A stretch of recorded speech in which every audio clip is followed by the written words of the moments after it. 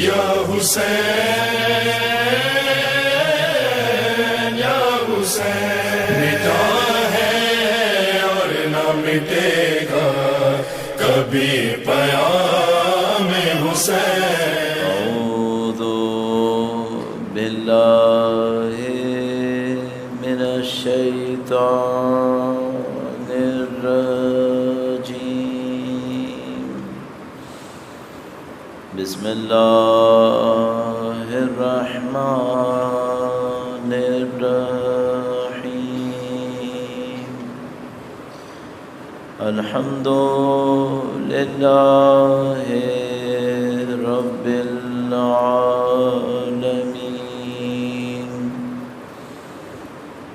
والصلاة والسلام علی سید الانبیاء والمرسلین،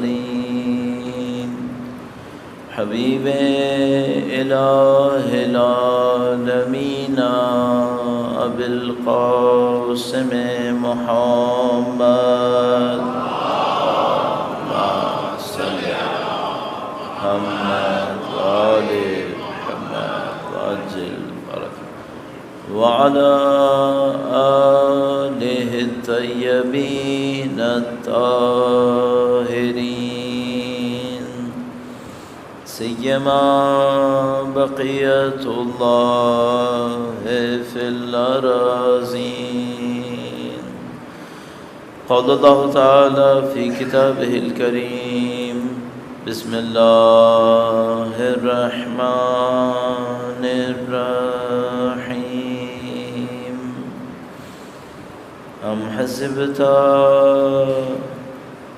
ان اصحاب الكهف والرقیم كانوا من آیاتنا عجبا۔ درود بھیجے گا محمد وآل محمد، صلی علی محمد پروردگار عالم کا انتہائی لطف و کرم، انتہائی شکر ہے، اس نے ہمیں اپنی کتاب کی، اپنے دین کی، اہل بیت اطہار علیہ السلام کی رہنمائی، ان کی محبت، ان کی مودت نصیب فرمائی۔ سید الشہداء کے نام پر اتنا زمانہ گزر جانے کے باوجود سید الشہداء کے نام پر یہاں بیٹھنا نصیب کیا۔ نہیں معلوم کتنے دشمن تھے جو چاہتے تھے کہ یہ ختم ہو جائے، لیکن خدا تعالیٰ کا لطف و کرم تھا کہ اس نے اس رسم عزاداری کو باقی رکھا، سید الشہداء کے نام کو، تاکہ ہم ہدایت حاصل کر سکیں۔ اللہ کی دی ہوئی ان بے پناہ نعمتوں کا شکر بجا لانے کے لیے، اور اس دعا کے ساتھ کہ انشاءاللہ خدا ان کے وارث کے ظہور میں تعجیل فرمائے، ہمیں ان کی نصرت کی سعادت نصیب فرمائے، اور ان کی نصرت کی راہ میں شہادت نصیب فرمائے انشاءاللہ۔ تمام دعاؤں کی قبولیت کے لیے درود بھیجیں محمد و آل محمد، صلی اللہ محمد وآل محمد وعجل برکاتہ۔ پروردگار عالم نے قرآن کریم کے اندر متعدد دفعہ اس بات کو کبھی صراحت کے ساتھ، کبھی اشاروں میں بیان فرمایا ہے کہ ہم انسان ایک خاص مقصد سے خلق کیے گئے ہیں، کیونکہ خدا تعالیٰ اپنی صفات کے اندر ایک صفت حکمت رکھتا ہے، اور حکمت کا مطلب ہے کہ خدا تعالیٰ کوئی بھی کام دانائی کے بغیر انجام نہیں دے گا، کوئی بھی کام بغیر مقصد کے، بغیر ہدف کے انجام نہیں دے گا۔ کوئی پتا بھی خلق کرے گا تو اس کا بھی کوئی ہدف ہوگا، مقصد ہوگا۔ فرماتا ہے کہ جب خدا اس طرح سے کسی مخلوق کو بغیر ہدف کی خلق نہیں کرے گا، یہ خود انسان کو بغیر ہدف کے کیسے خلق کرے گا؟ ہم حسبتم، کیا تم نے یہ گمان کیا ہے کہ خلقناکم عبثا، ہم تمہیں عبث خلق کر دیں گے؟ کیوں کریں گے؟ جب ہر چیز میں کوئی ہدف ہے، مقصد ہے، تو تم جو اشرف مخلوقات ہو، تمہیں عبث کیوں خلق کریں گے؟ یا مثلا کوئی ایک انسان بھی ایکسٹرا کیوں خلق کرے گا؟ یہ کارخانوں کے اندر ہو سکتا ہے ایک پیس کوئی زیادہ بن جائے، دنیا کے اندر ہو سکتا ہے ایک درخت نہ سمجھ میں آئے کیوں لگائے، لیکن کیا خدا کے نظام کے اندر ہو سکتا ہے کہ وہ ایک پتا بھی بغیر وجہ کے خلق کرے گا؟ کیوں خلق کرے گا؟ جبکہ ہمیں معلوم ہے ہر چیز خدا پہ ہی پلٹتی ہے، ہمیں بظاہر نظر نہیں آتا کہ پتا خدا نے خلق کیا ہے، لیکن ہم جانتے ہیں خلقت خدا کی ہے، تفصیلاً جانتا ہے تمام چیزوں کو، تو بغیر ہدف کے کیوں خلق کرے گا؟ اگر بغیر ہدف کے خلق نہیں کرے گا اور ہم دنیا میں رہ رہے ہیں تو سب سے پہلا سوال تو ہمیں خدا سے یہی کرنا چاہیے کہ خدا جو تو ہمیں بغیر ہدف کے خلق نہیں کرے گا تو یہ جو دنیا میں ہے کیا یہی دنیا ہدف ہے؟ یہی دنیا مقصد ہے؟ باقی سوال تو بعد میں ہوگا، کہاں سے آیا ہوں، کہاں جا رہا ہوں، یہ سب باتیں میں پوچھوں گا خدا سے، لیکن مثلا سب سے پہلے تو یہی پوچھوں بھئی یہ جو اب ہوں یہ ہدف ہے؟ فرماتا نہیں یہ تو قطعاً ہدف نہیں ہے۔ اچھا کیوں ہدف نہیں ہے؟ فرمایا اس وجہ سے کہ اس نے باقی رہنا ہی نہیں ہے، یہ تو سب کا سب مٹ جائے گا۔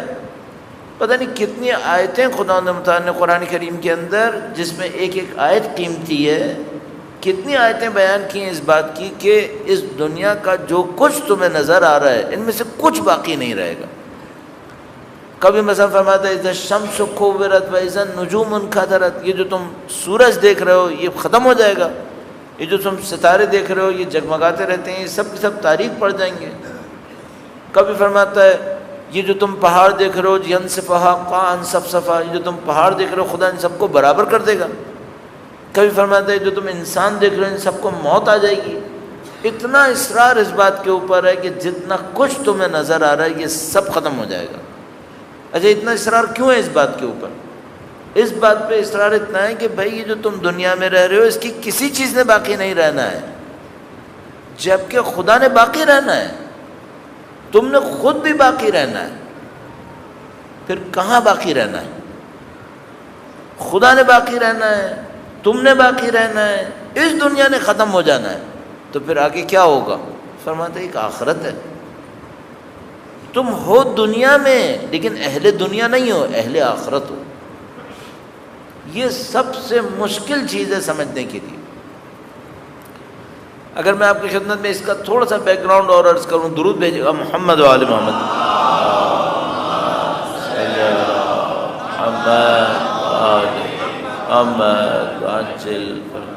ہم انسانوں کے لیے اس چیز کو سمجھنا بہت آسان ہے جو ہمیں نظر آتی ہے۔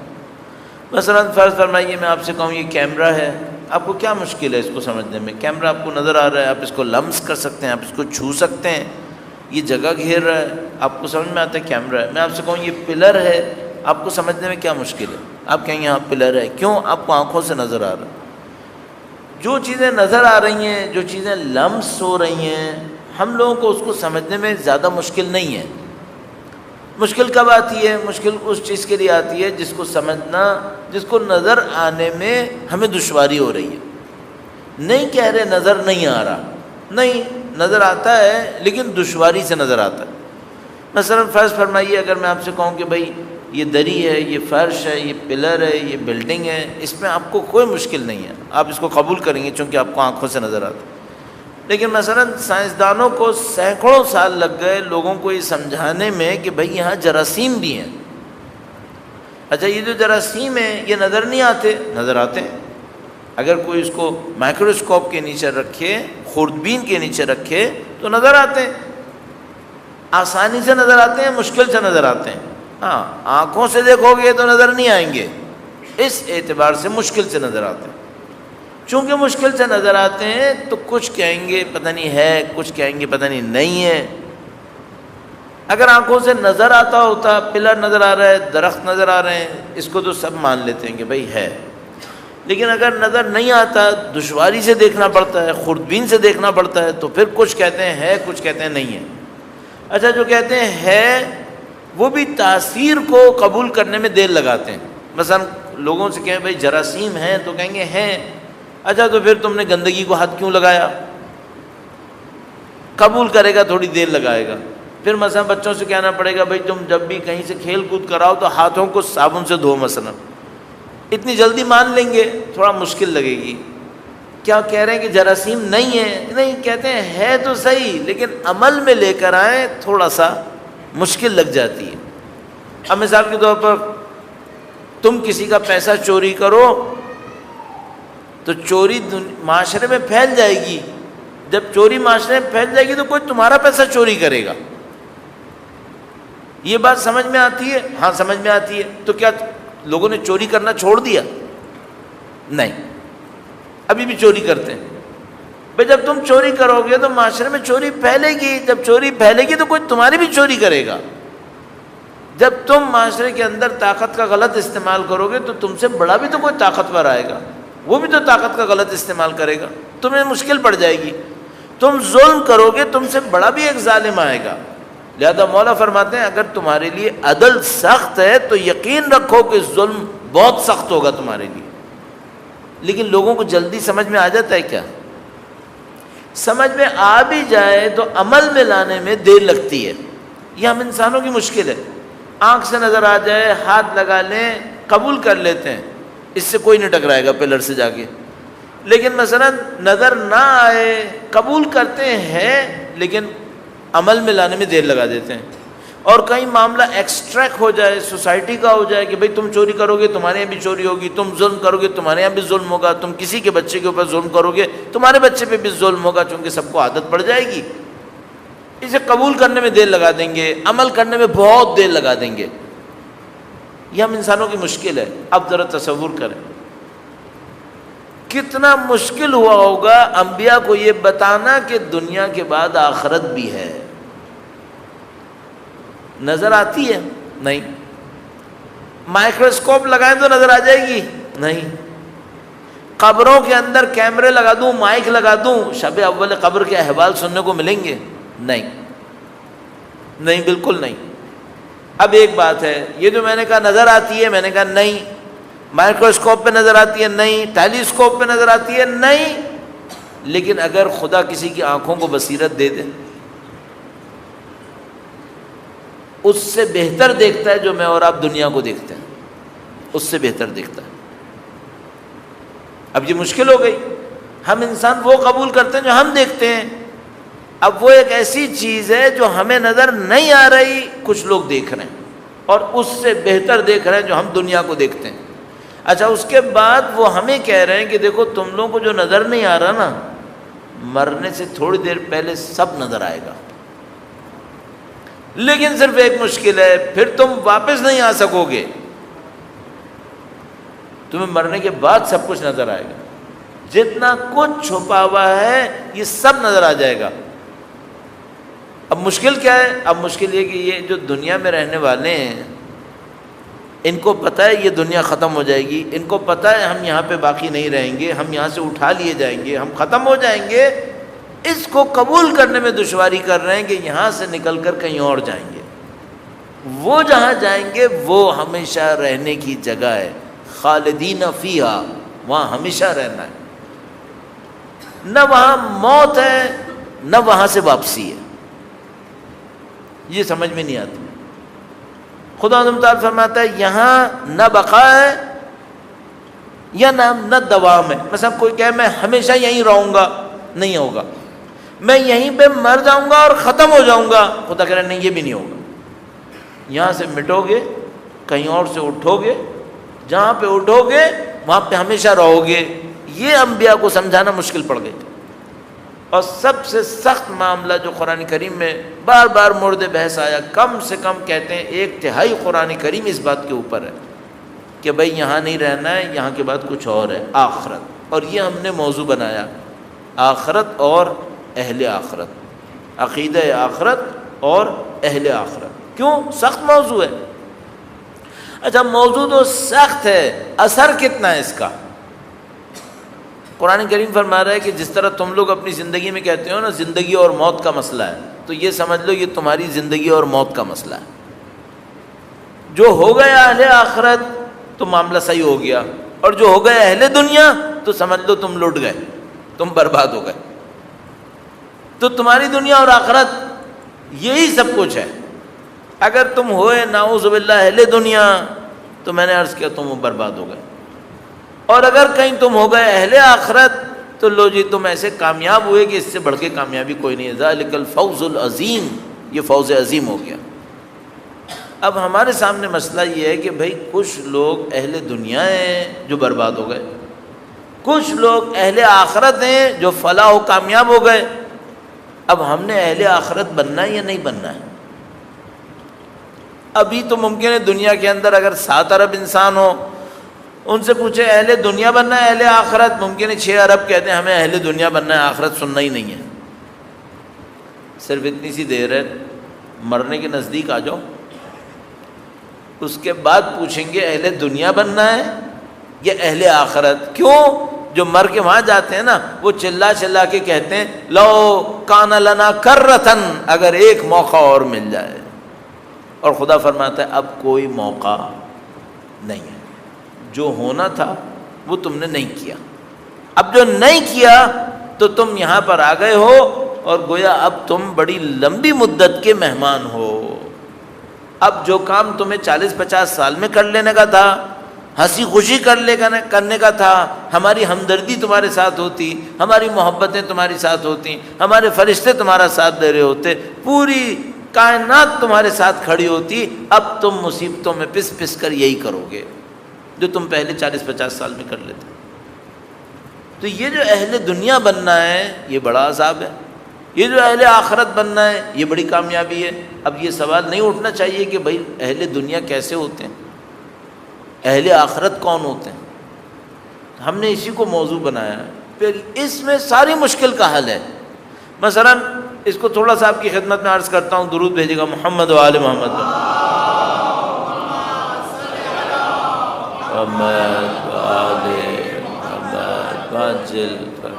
ہم نے پاکستان میں بڑا سخت وقت گزارا ہے، آخری 5-10 سال. ابھی تو تھوڑا سا بہتر ہوا ہے، 2-2.5 سال بہتری کی طرف جا رہا ہے، لیکن آپ کو معلوم ہے ہم نے 5-10 سال بہت سخت وقت گزارا ہے. کتنے جنازے آتے تھے، کتنی مشکلات ہوتی تھیں، ابھی بھی ختم نہیں ہوا ہے.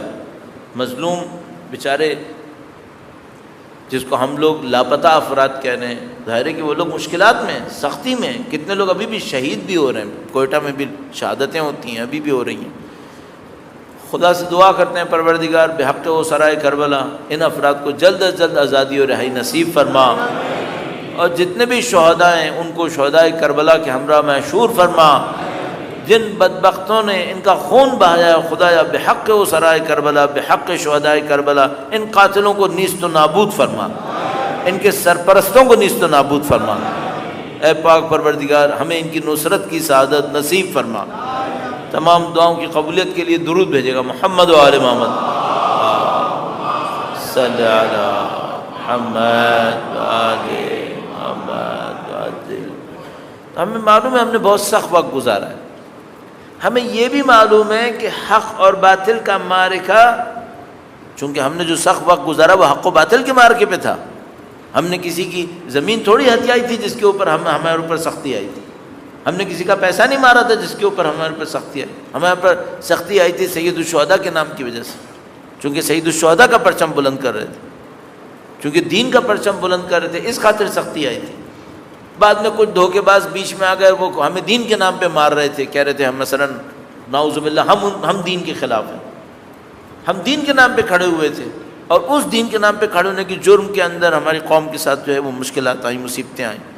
تو معاملہ وہی حق اور باطل کا تھا جس کی خاطر ہمارے اوپر مشکل آئی. تو یہ جو ابھی حالات تھوڑے سے بہتر ہیں، کیا حق اور باطل کا معرکہ ختم ہو جائے گا؟ کیا ممکن ہے کبھی ختم ہوگا؟ نہیں ہوگا. اس کا مطلب کیا ہے؟ اس کا مطلب یہ کہ کچھ سال سکون کے گزریں گے، پھر کچھ اور ہوگا. اور جس کو ہم ظاہراً سکون کے کہہ رہے ہیں، یہ خود ایک اور مصیبت لے کر آئی ہے. ہم سب کو معلوم حق و باطل کا معرکہ نہیں ختم ہوتا، یہ معرکہ چلتا رہتا ہے. کبھی جنگ میں چلتا ہے، کبھی ظاہراً صلح میں چلتا ہے، کبھی بندوقوں سے چلتا ہے، کبھی فحشا سے چلتا ہے. کبھی سامنے والا بندوقوں کے حملے کرتا ہے، کبھی فحشا کے حملے کرتا ہے. کبھی ہمارے جسموں کو مارتا ہے، کبھی ہمارے ذہنوں کو مارتا ہے. کبھی ہماری مجلسوں کو مارتا ہے، نمازوں کو مارتا ہے، کبھی ہمارے اخلاق کو مارتا ہے، عقیدے کو مارتا ہے. یہ مارکا تو چلتا رہتا ہے.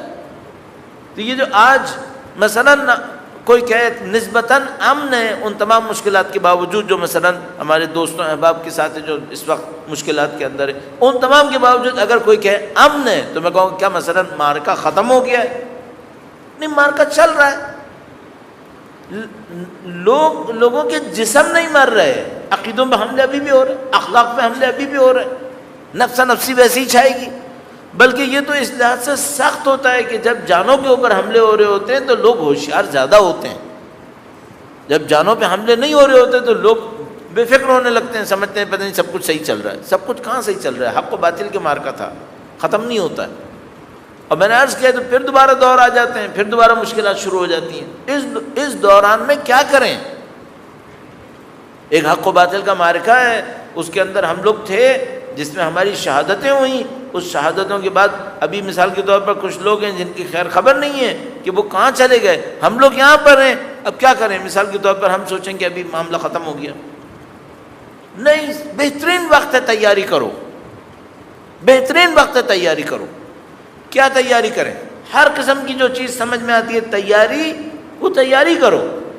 سب سے اچھی تیاری کیا ہوگی؟ میں نہیں کہہ رہا یہ کرو اور یہ نہ کرو، میں کہہ رہا ہوں سب سے اچھی تیاری کون سی ہوگی؟ اس کا مطلب دوسری نہیں کرو۔ سب سے اچھی تیاری یہ ہوگی اپنے آپ کو اس راستے پہ لے چلو جس پہ اہل بیت نے ہمیں لے جانے کی کوشش کی تھی۔ ہدایت کا راستہ پکڑو، انسانی تربیت کا راستہ پکڑو۔ اہل بیت اطہار علیہ السلام کی راہ میں جن لوگوں نے جہاد کیا وہ بھی پہلے تزکیہ کیا پھر جہاد کیا، نفس پرستوں نے جہاد نہیں کیا۔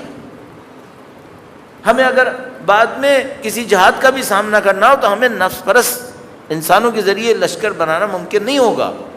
مثلا کوئی کہتا ہے میں وقت کے امام کا ساتھ دینا چاہتا ہوں، تو ایک سادہ سی بات ہے، بھائی گناہ گار ساتھ دے گا یا اطاعت گزار ساتھ دے گا، فرما بردار ساتھ دے گا یا نافرمان ساتھ دے گا؟ ہم سب کو معلوم ہے۔ عدل قائم کرنے والا ظالموں سے نصرت لے گا، عدل قائم کرنے والا عادلوں سے نصرت لے گا، اللہ کی بندگی کا پرچم لہرانے والا اللہ کے بندوں سے نصرت لے گا، نہ کہ اللہ کے مخالفوں سے، نافرمانوں سے، نعوذ باللہ تعالی۔ تو عزیزان محترم، سب سے اچھی تیاری خدا کی بندگی ہے۔ البتہ اس کا مطلب یہ کہ مادی تیاری نہ کی جائے، نہیں، ختم کی جائے۔ وَأَعِدُّوا لَهُمْ مَا اسْتَطَعْتُم مِّن قُوَّةٍ وَمِن رِّبَاطِ الْخَيْلِ، جو بھی مادی تیاری ہو کی جائے، لیکن سب سے اچھی تیاری پرائیورٹی کے اعتبار سے، نہ کہ ٹائم کے اعتبار سے کہ میں کہوں پہلے 5 سال یہ تیاری کرو پھر بعد میں وہ کرنا، میں یہ نہیں کہہ رہا ہوں۔ پرائیورٹی کے اعتبار سے، ترجیح اولویت کے اعتبار سے سب سے اچھی تیاری نفس کے اوپر محنت کرو، نفس پہ محنت کریں۔ کیا کریں؟ ایک جملے کے اندر اہل آخرت بنو۔ دنیا میں رہنا ہے یا نہیں رہنا ہے؟ قطعاً رہنا ہے، لیکن اہل دنیا نہیں بننا ہے، اہل آخرت بننا ہے۔ یہ چیلنج ہے، اور میں نے عرض کیا یہ انبیاء کے لیے سخت ترین کام جو لوگوں کو سمجھانا پڑتا تھا وہ یہی پڑتا تھا۔ اور جو دھوکہ، بولیے دین نے جو تعلیمات دیں، جو دین کی خاص تعلیمات تھیں، جو مثلا ابھی میں دعوے سے کہوں گا آپ کے سامنے بازی ہے، آکسفورڈ نہیں دے گا، ہارورڈ نہیں دے گا، MIT نہیں دے گا، یہ سب یونیورسٹیز یہ بات نہیں دیں گی۔ کیا؟ اہل آخرت کیسے بنتے ہیں؟ یہ دنیا کی تمام یونیورسٹیز اپنے تمام تر اچھے کاموں کے ساتھ جو کر رہے ہیں، جو بھی اچھے کام کر رہے ہیں، مثلا انسانوں کی خدمت کرتے ہیں، جو بیمار ہوتے ہیں ان کو کہیں نہ کہیں علاج معالجہ ہو جاتا ہے، ٹیکنالوجیز ملتی ہیں، لوگوں کی زندگی میں آسانیاں آتی ہیں، ان تمام اچھے کاموں کے ساتھ ان سب میں ایک نقص ہے، ہدف نہیں دیتے، راستہ بتاتے رہتے، وسیلہ دیتے رہتے۔ گاڑی دے گا، یہ نہیں بتائے گا گاڑی سے ملنے کے بعد زندگی میں کرنا کیا ہے۔ گھر دے دے گا، کو گھر میں رہنے کے بعد ہوگا کیا؟ نہیں، بس گھر ہے، ختم۔ گاڑی ہے، گھر ہے، بزنس ہے، جہاز ہے، آنا ہے، جانا ہے، سب کچھ ہے۔ انسان کیوں ہے یہ نہیں پتا۔ نتیجہ کیا ہے؟ جب سب کچھ ہو جاتا ہے اس کے بعد اس کو سمجھ میں نہیں آتا کہ اب کیا کروں، پھر اینڈ میں کیا کرتا ہے؟ سب بڑے بڑے ان کے سب جا کے منشیات میں غرق ہو جاتے ہیں۔ اور بھائی تم کو اگر زندگی میں مزہ آتا ہے تو تم نشے میں کیوں گئے؟ نشے میں گئے اسی لیے کہ زندگی میں مزہ نہیں آ رہا ہے، زندگی کا مطلب ہی نہیں سمجھ میں آ رہا ہے، زندگی کا مفہوم ہی سمجھ میں نہیں آ رہا ہے۔ تو یہ ساری یونیورسٹی جو اچھا کام کر رہی ہیں کر رہی ہیں، ہم اس کو کوئی برا نہیں کہے گا کہ مثلا بیماروں کا علاج ہو جائے، مثلا یہ لائٹ ہوگی، سب فضا اچھی ہو جائے گی، گرمی میں تھوڑی سی بہتری ہو جائے گی، سردی میں گرمی ہو جائے گی، یہ ساری باتیں سب پسند ہیں، لیکن یہ انسانوں کو انسان نہیں بناتے، چھوڑ دیتے ہیں بیچ کے اندر۔ جو دین کرتا ہے وہ کہتا ہے نہیں، تم کو دیکھو اہل دنیا نہیں بننا ہے، دنیا میں رہو، دنیا بساؤ، دنیا آباد کرو، استعمار دنیا کو آبادی کی طرف لے کر جاؤ، اہل آخرت بنو۔ کیسے اہل آخرت بنے؟ یہ صرف دین بتاتا ہے، ہمیں اس سے یہ سیکھنا ہوگا۔ دو بڑے علم جو دین دیتا ہے، نمبر ایک اہل دنیا نہیں ہو، اہل آخرت ہو، نمبر ایک۔ نمبر دو، تم صرف بدن نہیں ہو، تم کچھ اور بھی ہو۔ یہ دو چیزیں دین نہ دینا۔ دین کا مطلب کیا ہے؟ آدم سے لے کر خاتم تک، امامت، اولیاء، اوصیاء، سب یہ سب نہ بتائیں کہ ایک آخرت ہے۔ پوری دنیا زور لگاتی نہیں سمجھ سکتی تھی ایک آخرت ہے۔ یہ ہمیں نہ بتاتے کہ تم بدن کے سوا کچھ اور ہو، تمہاری حقیقت کچھ اور ہے، ہم نہیں سمجھ سکتے تھے۔ دین نے احسان کیا پروردگار عالم نے کہ ہمیں اس بندگی کے ذریعے سے اس جگہ تک پہنچا کے دیکھو یہ ہے۔ اب دیکھو بدقسمتی کیا ہوگی، ہم اس دین کے ماننے والے ہوں اور پھر اہل دنیا ہوں، تو یہ تو ناانصافی کی حد ہو جائے گی کہ بھئی جب اتنا بڑا دین دیا، اتنی قربانیاں دی، سب کچھ کیا کہ اہل آخرت بنو، پھر بھی نہ بن سکے، تو اہل آخرت بنتے کیسے؟ جبکہ رہنا دنیا میں ہی ہے۔ چیلنج دیکھ رہے ہیں کتنا بڑا ہے۔ اگر ایسا ہوتا ہے یہاں سے نکل جاؤ، نعوذ باللہ خودکشیاں کر لو، چلو خودکشیاں کر لیتے، معاملہ آسان دیکھنے میں۔ فرماتا نہیں، رہنا دنیا میں ہے، بننا اہل آخرت ہے۔ کیسے بننا ہے؟ تھوڑا سا انسان کو سمجھنا ہوتا ہے، انسان کو سمجھنا ہوتا ہے۔ کچھ بنیادی باتیں آپ کی خدمت میں عرض کرنی ہے۔ اتنا مقدمہ کیوں بنایا ہے؟ اس لیے کہ بھائی ڈر لگتا ہے آپ لوگوں سے، تھوڑی سی کوئی بات گہرائی میں لے کے جاؤ، کسی کو اپنا گھر یاد آتا ہے، کسی کو اپنا بازار یاد آتا ہے، ادھر ادھر دماغ جانے لگتے ہیں۔ تو اس کے لیے کیا کرتے ہیں؟ تھوڑا سا پہلے مینٹلی تیار کرو بھائی۔ شیطان کیا کرے گا؟ اگر لوگ اہل آخرت بننے جائیں تو شیطان خوش ہوگا۔ جتنا شیطان خوار ہوتا ہے اس بات سے کہ لوگ اہل آخرت بنیں، وہ تو چاہتا ہے دنیا میں غرق کروا دے ان کو، دنیا میں عذاب دلوا دے ان کو، چونکہ خود معذب ہے۔ تو سب سے زیادہ شیطان کو بولو چڑھن اس بات پر ہوتی ہے کہ کوئی آخرت کی کیوں سوچ رہا ہے، دنیا کے اندر غرق رہے۔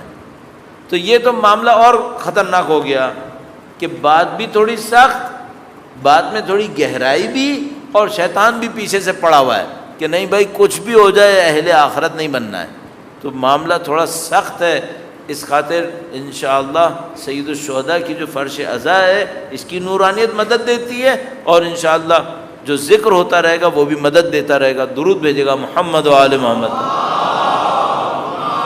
صلی اللہ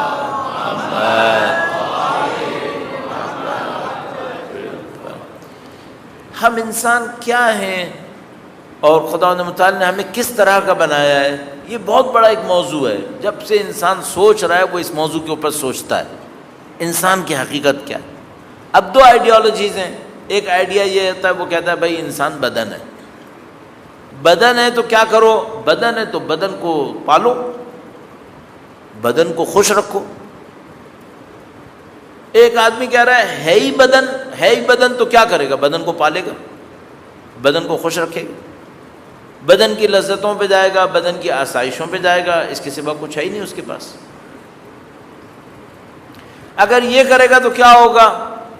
جو انسان کا دوسرا حصہ ہے اس کی کوئی خیر خبر نہیں رہے گا، نابود ہونا شروع ہو جائے گا، نعوذ باللہ تعالی۔ تو دین مبین آتا ہے انسانوں کو اہل آخرت بنانے کے لیے سب سے پہلے یہ بتاتا ہے تم ہو کیا، تمہارا وجود کیا ہے۔ اب دیکھیے مثلا انسان کی خلقت، کتنی آیات کریمہ ہیں جس میں یہ بتایا ہم نے تمہیں بنایا کیسے۔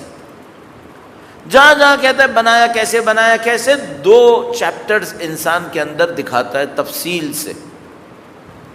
تم شروع یہاں سے ہوئے، کہیں فرمایا من نطفۃ یمنا، کوئی پس پانی سے شروع کیا، کہیں فرمایا ہم نے مٹی سے شروع کیا، کہیں فرمایا ہم نے سخت مٹی سے شروع کیا، فرمایا بدن بنایا اس کا۔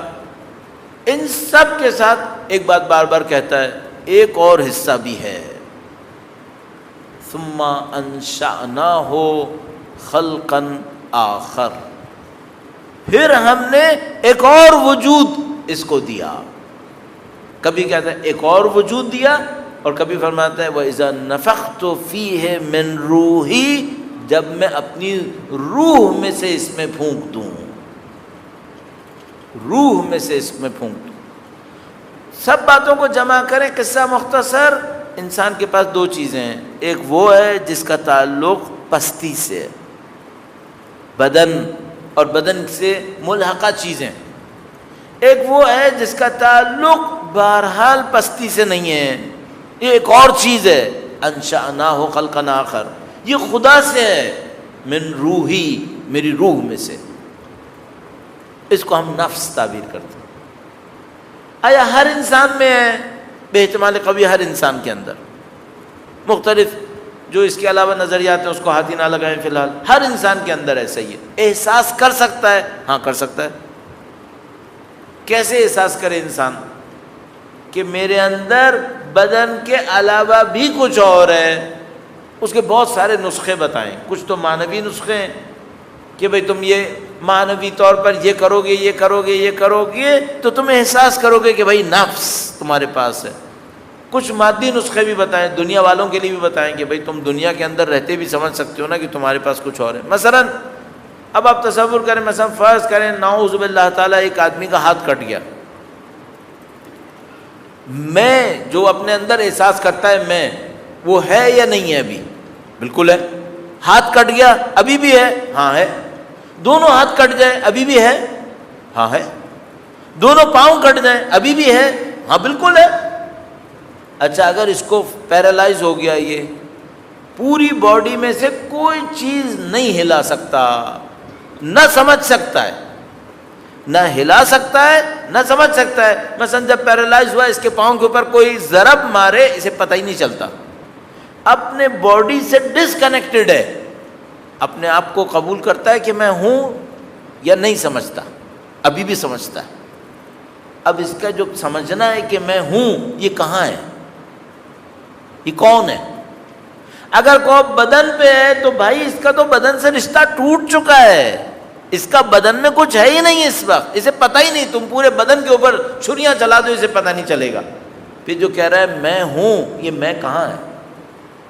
اس کا مطلب ہے بدن کے علاوہ کچھ ہے، بدن کے سوا کچھ ہے.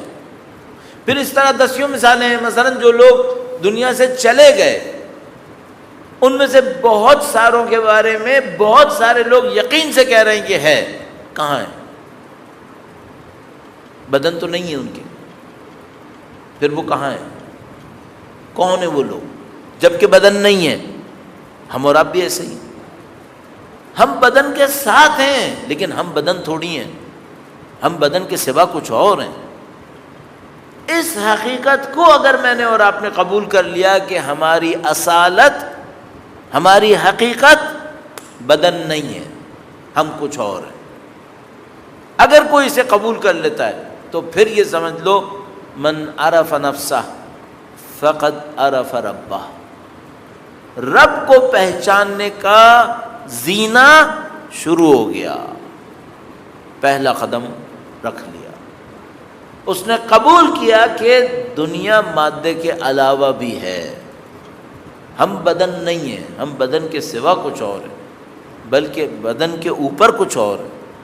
جیسے ہی وہ یہ قبول کرتا ہے، اس کا مطلب ہے پھر قبول کرنے لگتا ہے کہ نہیں، اس کا مطلب ہے جو کچھ ہے وہ مادے سے بڑھ کر ہے، پھر خدا بھی ہے، پھر خدا بھی ہے. چونکہ مجھے بھی خدا نہیں پیدا کیا ہے اور میں نے قبول کیا کہ میں مادہ نہیں ہوں، میں مادے کے سوا کچھ اور ہوں، اس کا مطلب ہے خدا کچھ اور ہے، خدا کچھ اور ہے. تو یہ جو قدم ہے، پہلا قدم، اس کو ہم کیا تعبیر کریں گے؟ اس کو ہم کہیں گے شناخت نفس. عربی میں اور فارسی میں کہیں گے، مثلا فارسی میں بھی شناخت استعمال ہوتا ہے، معرفت نفس. معرفت کیا مطلب؟ ایک دفعہ کوئی مجھے کہتا ہے نفس ہے، اور میں بھی کبوتر کی طرح طوطے کی طرح سر لا کہتا ہوں ہاں ہے. ایک دفعہ یقین کرتا ہوں کہ نہیں ہے، اس کو کہتے ہیں معرفت. طوطوں کی طرح سر لانے سے کوئی فائدہ نہیں ہے. ہم لوگوں کو سیکھنا پڑے گا کہ ہے. جب ہم قبول کریں گے ہے تو پھر ایک داستان اور شروع ہو جائے گی، جو ہے وہ بڑھتا ہے اور گھٹتا ہے یا جیسا ہے ویسا ہی ہے؟ اگر قبول کرتے ہیں نہیں ہے اور گھٹتا ہے اور بڑھتا ہے، تو پھر اگلا سوال آئے گا کب گھٹتا ہے اور کیسے بڑھتا ہے؟ بدن کا تو کہانی ہمیں پتہ ہے، اتنے میڈیکل سائنسز کام کر رہے ہیں، یہ وٹامنس کھلاتے ہیں، یہ پروٹینز کھلاتے ہیں، یہ کاربوہائیڈریٹ کھلاتے ہیں، اور یہ سارے کام کرتے ہیں تاکہ بدن بڑھے۔ اگر قبول کیا کہ نفس ہے تو نفس کیسے بڑھتا ہے؟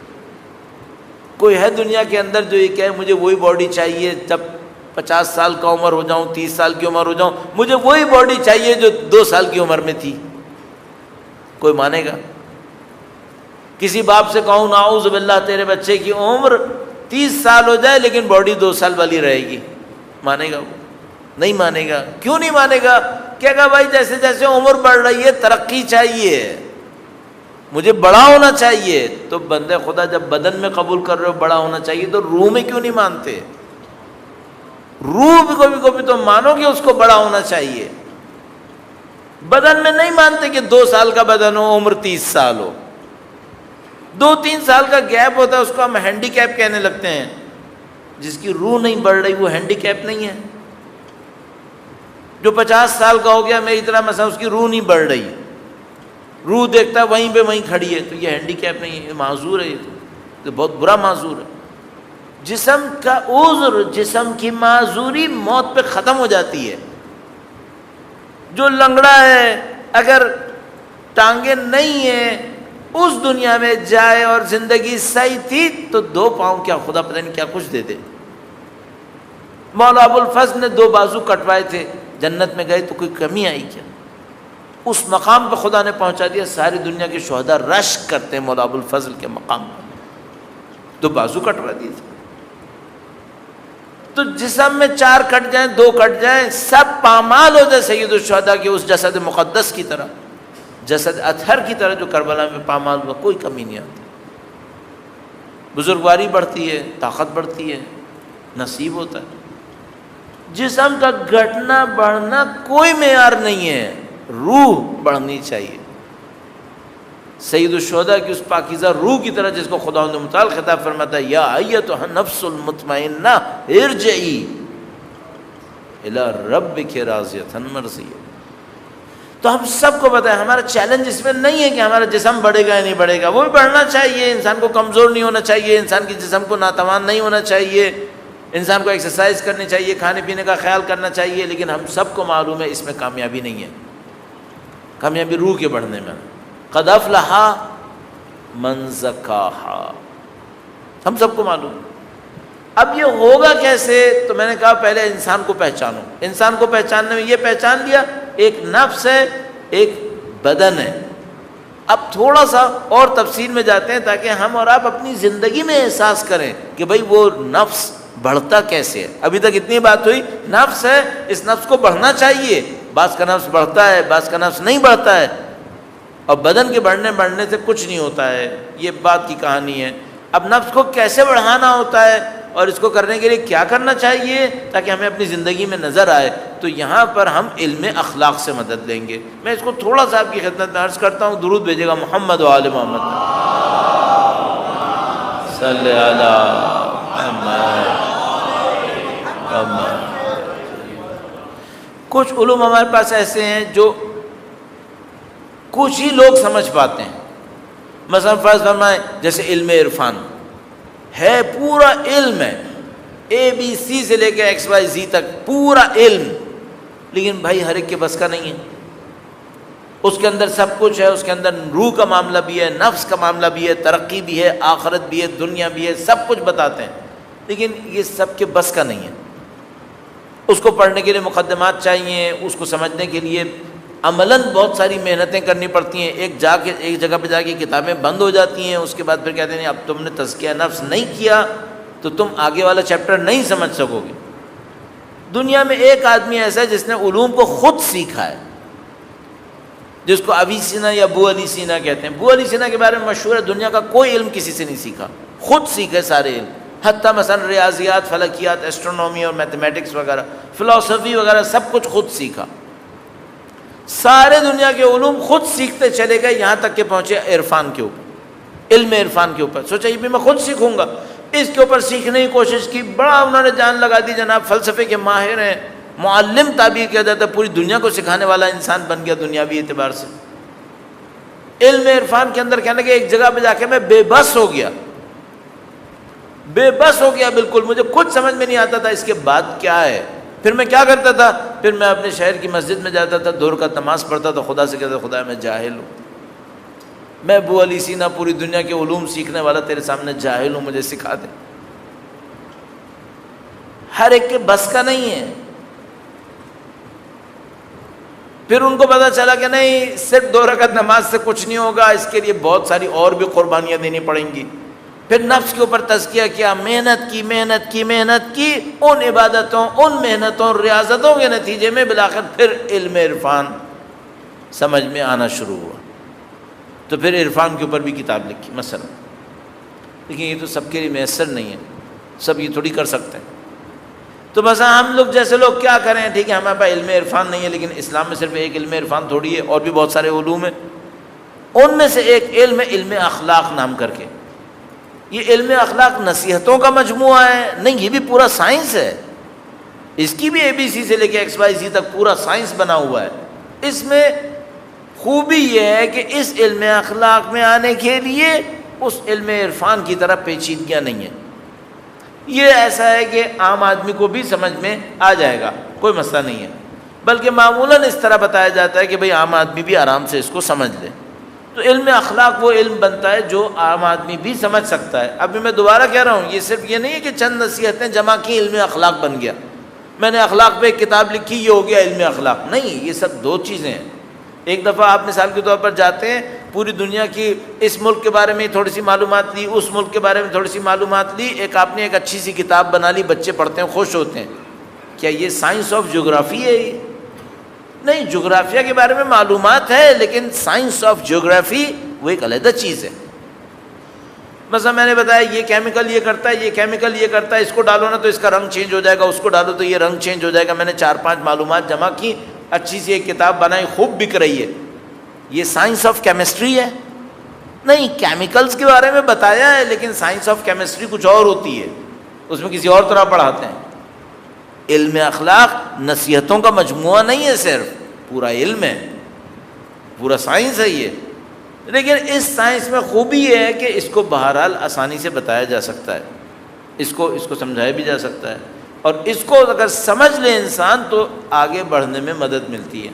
اب مثال کے طور پر اگر آپ جو یہاں پہ تشریف فرمائیں اردو سمجھنے والے ہیں، کچھ ظاہر عربی اور فارسی بھی جانتے ہوں گے، لیکن بہرحال جو زیادہ تر لوگ تو یہاں پہ اردو جاننے والے بیٹھے ہیں، تو اگر یہ کسی کتاب کو پڑھنا چاہیں علم اخلاق کے اندر، نہ اخلاقی نصیحتوں کے بارے میں جو بہت ضروری ہیں، لیکن ہم علم اخلاق کی بات کر رہے ہیں، تو کون سی کتاب پڑھیں؟ تو مثلا اردو زبان میں ترجمہ ہو گئی، اللہ کا شکر ہے، بڑی بہت نفیس کتاب معراج السعادہ کے نام سے. علم اخلاق کی مستند ترین کتابوں میں سے ایک کتاب، چاہے عربی اردو فارسی انگلش سب میں لے لو، معراج السعادہ. والد نے کتاب لکھی جامع السعادہ، فرزند نے کتاب لکھی معراج السعادہ.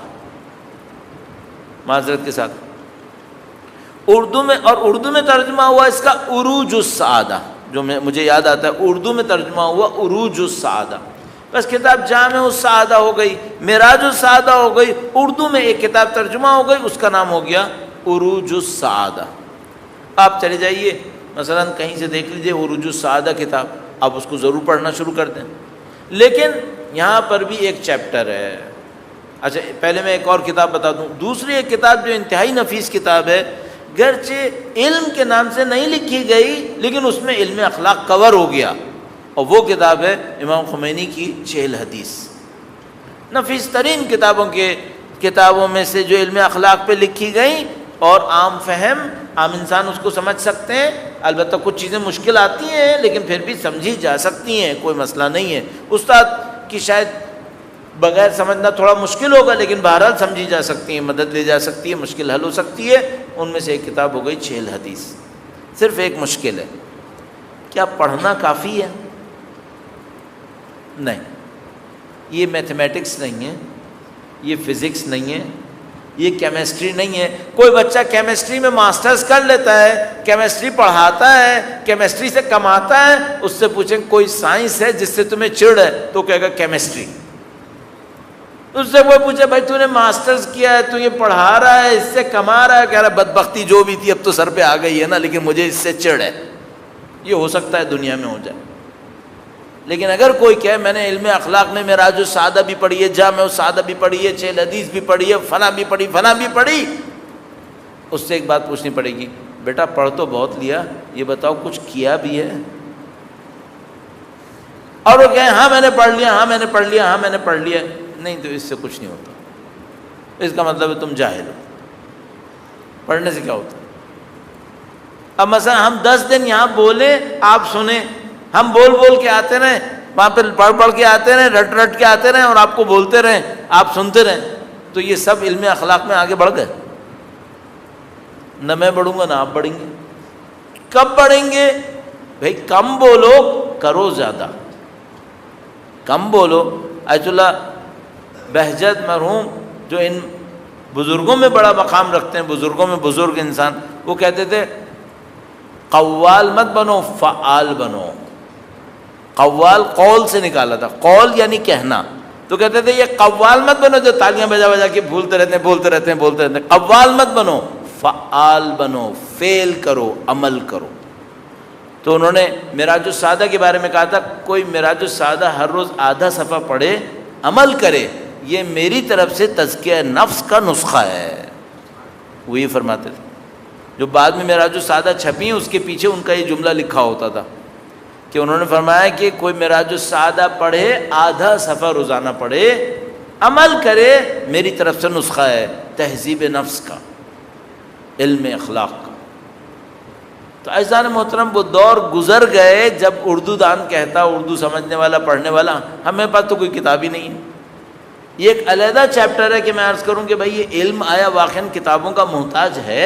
یہ علم جس کی ہم بات کر رہے ہیں, کل انشاءاللہ اس کے اوپر عرض کرنے کی کوشش کریں گے, آج بہت وقت ہو گیا اس کا. تو بڑا لطف ہے پروردگار عالم کا, خدا متعال نے ہمیں اور آپ کو در اہل بیت نصیب کیا, جس میں یہ سارے کمالات سکھا دیے دنیا کو. نہ بتاتے اور کوئی راستہ نہیں تھا. اگر صحیفے سجادیہ نہ ہوتی, ہمیں پتا تھا خدا سے بات کیسے کرنی ہے. ہم کہاں اہل خدا تھے؟ وہ تو جو خود خدا کی بارگاہ میں پہنچے ہوئے تھے, انہوں نے وہاں کی خبریں دے کر بتا دیا کہ بھئی اس بارگاہ میں خطاب کیسے ہوتا. نہ ہوتی امیر المومنین کی ذات مقدس و نورانی, پتہ تھا کہ دعا کیسے مانگتی. نہ ہوتی دعائے کمیل, تو ہمیں پتہ تھا خدا کے سامنے گڑ گڑاتے کیسے. کچھ نہیں پتہ تھا. بے سہارا رہ جاتے ہم لوگ اگر یہ ہمیں نہ سکھاتے. ہاں یہ ہے کہ انہوں نے سکھایا, اپنی خون کی قربانی دے کے سکھایا. ایک تو سکھایا, احسان کیا, واقعاً احسان کیا. نہ سکھاتے ہم لوگ چار پائے جانوروں کی طرح تھے. کھل انعام بل ہم ازل, جو انسان نہ سیکھے اس کو خدا کہتا ہے چار پائے جانور ہیں. وہ نہ سکھاتے تو ہم تو مر گئے تھے, ہم لوگ ختم ہو گئے تھے. ایک تو انہوں نے سکھایا, ان کا احسان الحمدللہ, لیکن کتنی قربانیاں دے دے کے سکھایا, یہ بڑی بات ہے. کوئی سکھاتا ہے, کہتا ہے نہیں سیکھتے جاؤ, نہیں سیکھتے تو جاؤ, ختم ہو گیا معاملہ. وہ ایسے نہیں تھے. طبیب دوار بطبہ, اپنی علاج معالجے کی صلاحیت ساتھ لے کر گلیوں میں گھومتے تھے, ہے کوئی بیمار جو شفا لے لے. طبیب دوار بطبہ. مولا امیر المومنین نہج البلاغہ میں نبی کے لیے فرمایا لیثیر لہم دفائن العقول, فرماتے تمہاری عقلوں میں خزانے رکھے ہیں, ہم آئیں تمہیں خزانے دینے کے لیے, لو ہم سے. اور کمال یہ تھا کہ سر پہ ضرب لگی ہوئی ہے اور فرماتے تھے سلونی سلونی سلونی سلونی. سر پہ ضرب لگی ہوئی, پھر بھی سلونی. کمال کر دیا. اتنی قربانیاں دیں, اتنی قربانیاں دیں کہ آج پوری دنیا کہنے پہ مجبور ہو گئی یا حسین یا حسین.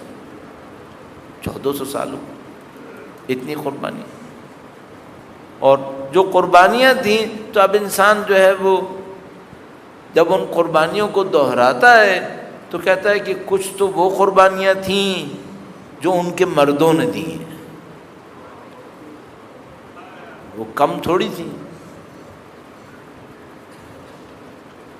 وہ قربانیاں جو مردوں نے دی ہیں وہ کم تھیں کیا؟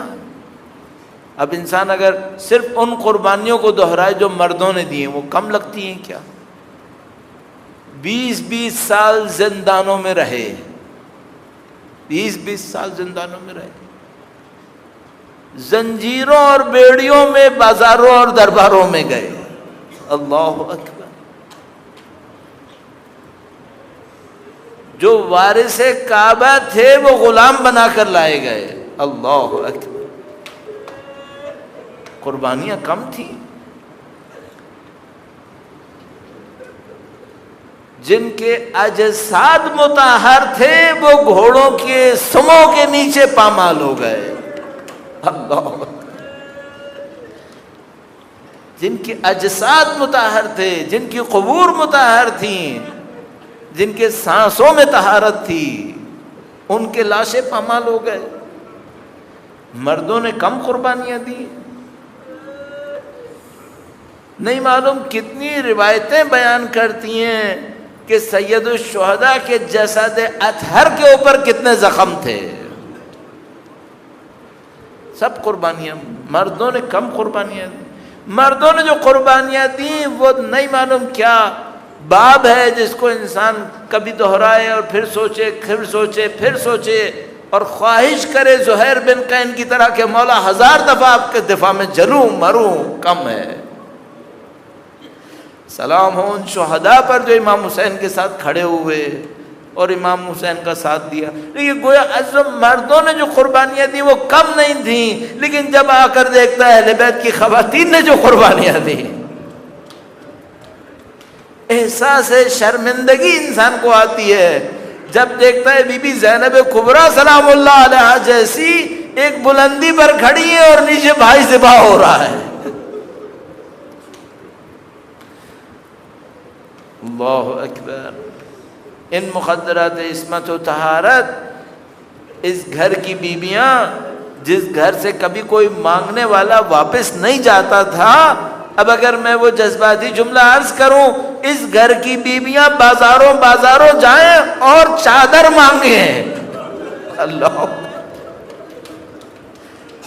ردائیں چھن جائیں. تمہاری جنگ مردوں کے ساتھ تھی، تم مردوں سے لڑ رہے تھے.